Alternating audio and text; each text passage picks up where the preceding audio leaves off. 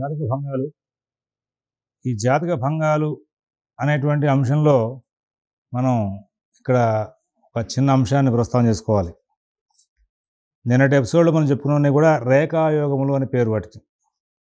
వాటి ఫలితాంశాల గురించి చెప్పుకుంటూ వచ్చాం. ఇక్కడ దరిద్ర యోగ ఫలితాలు వాటినన్నింటినీ కూడా చెప్పుకుంటూ వచ్చాడు. అయితే ఆ దరిద్ర యోగ ఫలితాలు చెప్పుకుంటూ చెప్పండి. దరిద్ర యోగం అంటే ఏమిటయ్యా అంటే డబ్బులు లేకపోవడం దరిద్రం అనుకుంటూ ఉంటాం మనం సహజంగా. డబ్బులు లేకపోవడం దరిద్రం కాదు. వాళ్ళు డబ్బులు లేకపోతే ఏం చేయాలి? డబ్బులు లేకపోతే దాని తగ్గట్టుగా బతికేయచ్చు. నిర్భాగ్యో వికలేంద్రియో విషమధీర్ దారాత్మజైర్నిందిత భిక్షాషీ విషమస్థితో విషమవాక్ శిష్ణోదరే తత్పర అన్యాయార్జన సత్వరస్తనుదితం మాత్సర్యవాక్కాటంకీ నిత్యం స్యాత్ ప్రదారసక్త హృదయో నీచోంధమూకో జడ దరిద్రయోగే కలహ ప్రియస్యాత్ కుష్టీపరేషాం హిత హృతగ్ని వాచాలకో భూసురభక్తిహీన కుదారయుక్త కునఖీచజాత. దరిద్రయోగం అంటే ఏంటంటే వాడు నిర్భాగ్యుడు సహజంగా అనుకుంటూ ఉంటాం. ఏమీ అనుభవించలేనటువంటి యోగాలు, ఏమున్నా అనుభవించలేని వాడు. సరే, వికలమైన ఇంద్రియాలు కలిగినటువంటి వాడు. సహజంగా దేహేంద్రియాలు, జ్ఞానేంద్రియాలు, కర్మేంద్రియాలు ఉన్నాయి కదా దేహంలో, అవి వికలంగా ఉండేవాడు. విషమ బుద్ధి గలవాడు. దేనిని న్యాచురల్గా అందరితోనూ సమానంగా ఊహించేవాడు. ప్రతిదానికి కూడా విరుక్తంగా ఆలోచిస్తూ ఉంటాడు. దారాపుత్రుల చేత నిందింపబడేవాడు. కుటుంబం ఉంటుంది, పెళ్ళం పెట్టలు ఉంటారు, కానీ వాళ్ళు ఎప్పుడూ తిరుగుతుంటారు వాడిని. అదో దరిద్రం. ఇంకా సరే, ఆహారం భిక్షాన్ని, వేదాంతులు సన్యాసులు వాళ్ళు భిక్షాచర్యించరా అనేది వేరు. గృహస్థ ధర్మంలో వాడు భిక్షాటనం తినడం అనే దానికి అలవాటు పడుతూ ఉంటాడు. సరే, సహజమైనటువంటి జీవనశైలి, అందరికీ ఉండేటువంటి జీవనశైలి లేకుండా వీడు వికృతమైన జీవనశైలిలో వెళ్తుంటాడు. అలాగే విషమ మార్గ జీవనం. అలాగే మాట్లాడే కూడా సభారంజకంగా ఉండవు, సభకు తగినట్టుగా ఉండవు, ఏవేవో మాట్లాడేస్తూ ఉంటాడు. ఒకళ్ళు ఎవరు నలుగురు కూర్చి మాట్లాడుకుంటూ ఉంటారు. వీడు వస్తాడు, వచ్చి ఈ దరిద్రయోగం ఉన్నవాడు వీడు మాట్లాడేది అక్కడ సందర్భంగా ఉండదు. అదొక మరి అన్యాయ మార్గంలో ద్రవ్యాన్ని సంపాదించేవాడు. ఎప్పుడు కూడా మాత్సర్యం అది వాడి మాటల్లో బయటపడుతూ ఉంటుంది. పరుల భార్యలకు ఇబ్బంది పెట్టేవాడు. నీచుడు, అంధుడు, మూకుడు, జడుడు. కలహం అంటే బాగా ప్రీతి. ఎప్పుడు కొట్లాటలు. వాడు ఇతరులతో కొట్టాడాలి, లేదంటే ఇతరులు కొట్టుకుంటుంటే సరదాగా వింటూ ఉండాలి. అటువంటిది కూడా దరిద్రమే. వీడంటే దరిద్రుడు అంటూ ఉంటారు మన వాళ్ళు. అది ఇక్కడి నుంచి వచ్చిందేమో ఆ పదం, అట్లా వస్తూ ఉంటుంది. అలాగే పరులకు ఏదైనా ఎవరైనా ఉపకారం చేస్తున్నారు, దాన్ని చెడగొట్టేవాడు కూడా దరిద్రుడేట. పరోపకారం. అలాగే చేసిన మేలు మర్చిపోయేవాడు దరిద్రుడు. వాచాలం, ఎప్పుడు వాగుతూ ఉంటాడు, అనవసరమైన వాగుడు, అదొక దరిద్రం. అలాగే భూసురులు ఎందుకు భక్తి లేకుండా ఉండడం. అలాగే మరి గోళ్ళు పుచ్చిపోవడం, ఇది కూడా ఒక దరిద్రం. కుత్సితురాలైన భార్య కలిగి ఉండడం, ఇవన్నీ కూడా మరి దరిద్ర యోగాల కింద చెప్పుకుంటూ వచ్చాడు.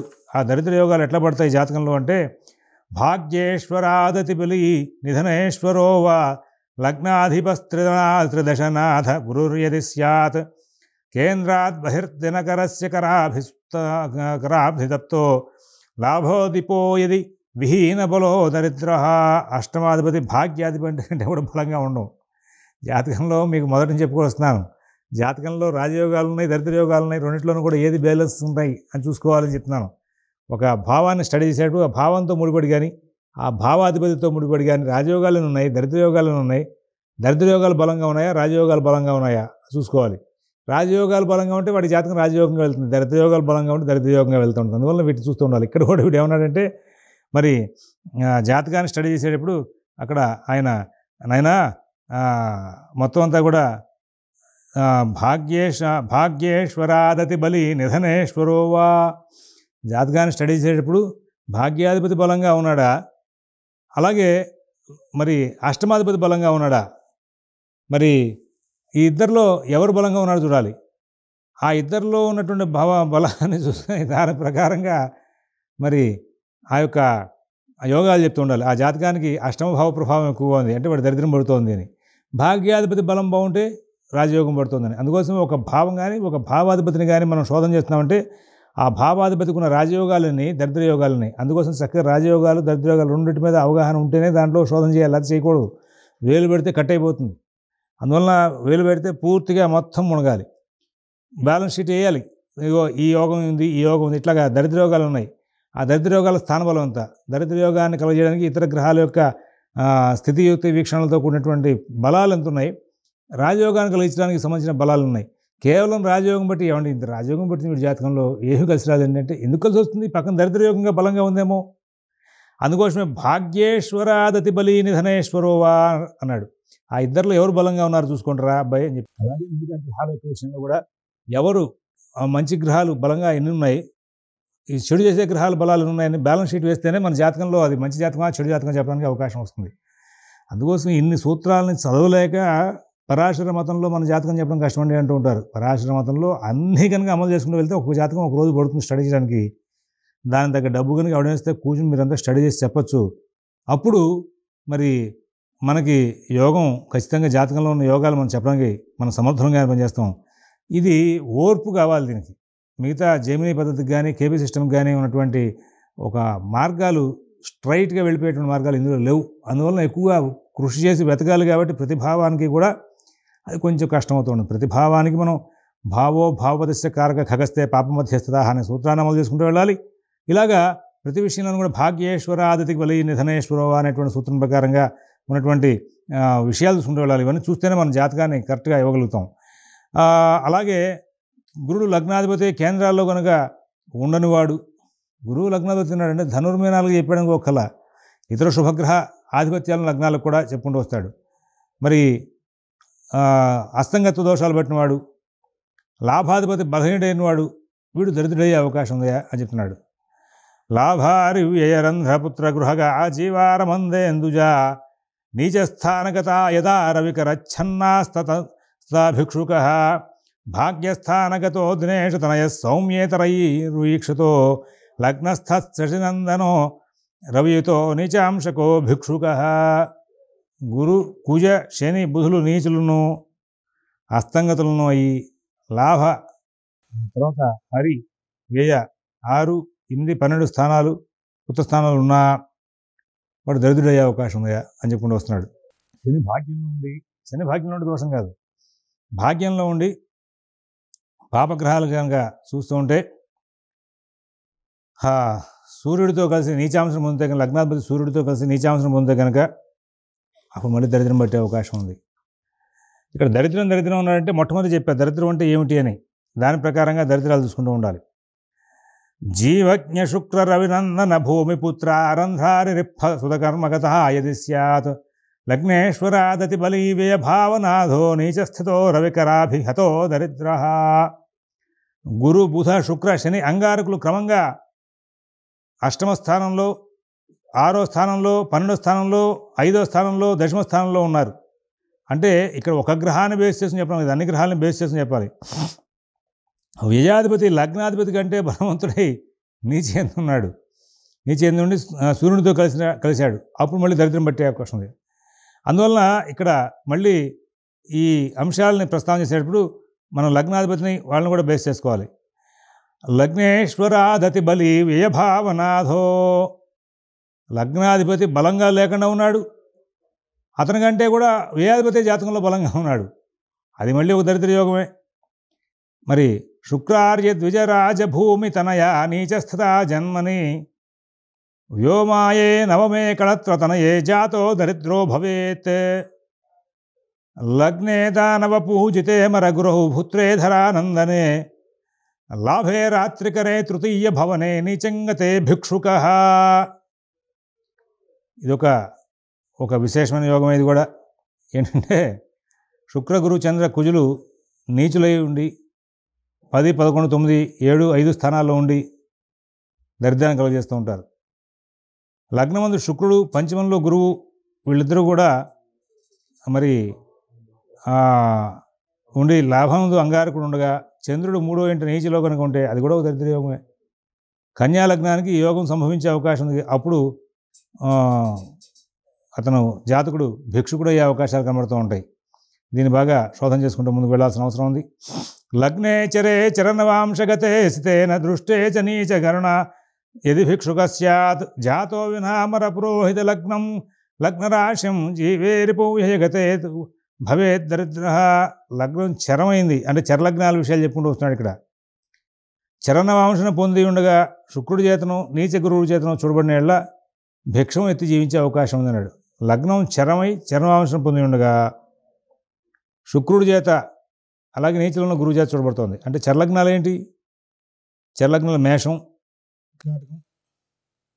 మరి మేషానికి శుక్రుడు ద్వితీయ సప్తమాధిపతి మంచివాడు కాదు. చతుర్థ లాభాధిపతిగా కర్కాటకానికి మంచివాడు కాదు.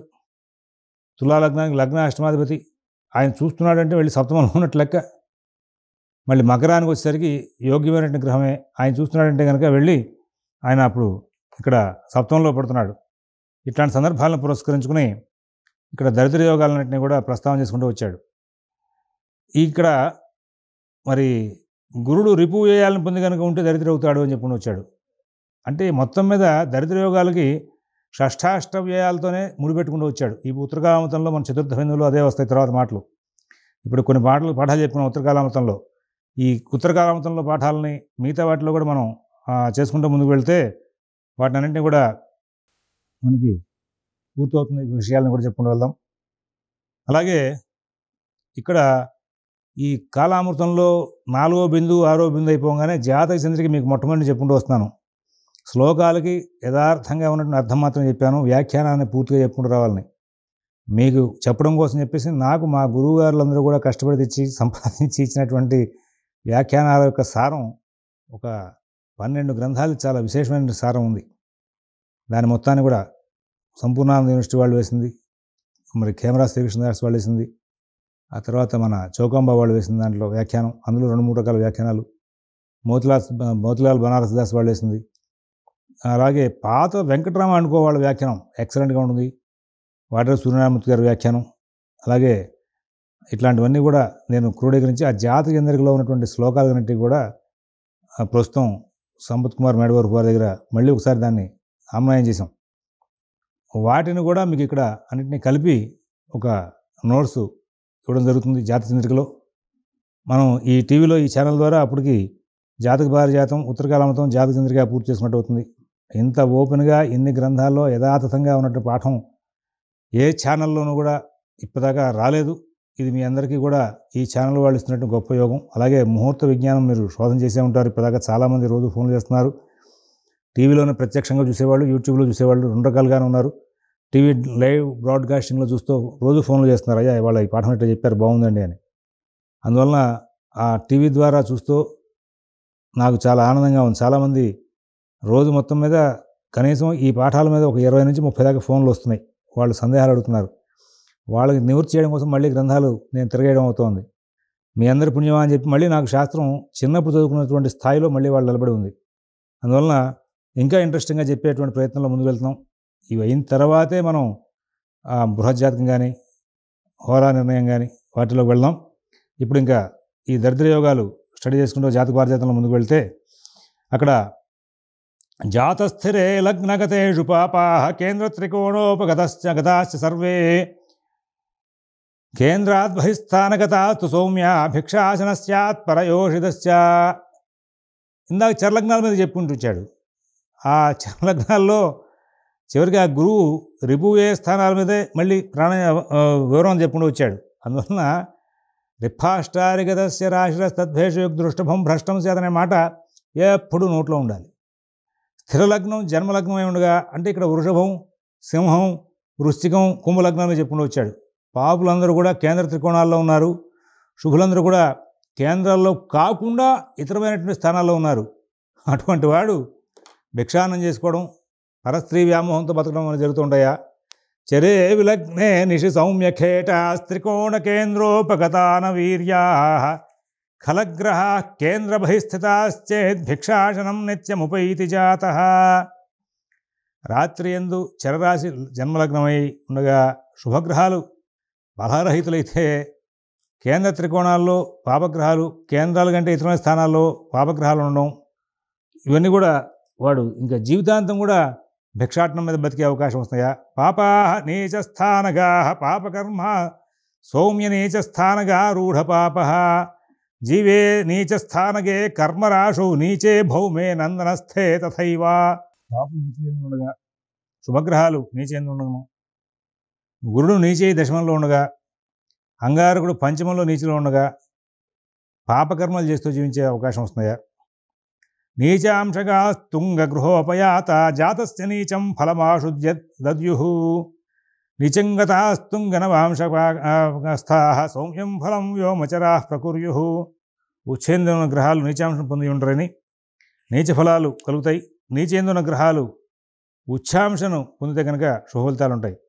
ఉచ్ఛలో ఉన్న గ్రహాలకి నీచాంశ పొందిన నీచ ఫలితాలు వస్తాయి.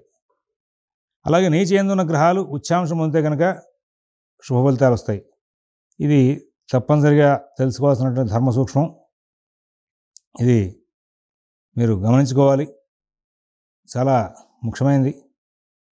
నీచాంశగా స్తుంగ గృహోపయాత జాతస్య నీచం ఫలమాశు దద్యుః నీచంగతాస్తుంగ నవాంశగస్థాః సౌమ్యం ఫలం వ్యోమచరాః ప్రకుర్యుః.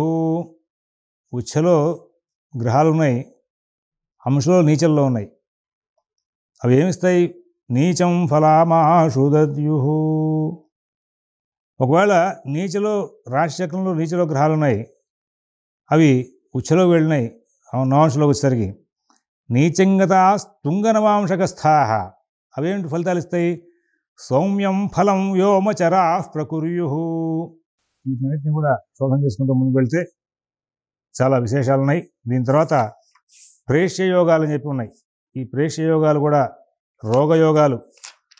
ఆ ప్రేష్యయోగాలు, రోగయోగాలు, వీటిని రెండింటిని కూడా స్టడీ చేయడానికి ఇంకా కనీసం 3 ఎపిసోడ్లు పడతాయి, 3-4 ఎపిసోడ్లు. అప్పుడు ఈ జాతకానికి భంగాన్ని కలిగించే విషయాల మీద మీరు మహాపండితులైనట్లు లెక్క.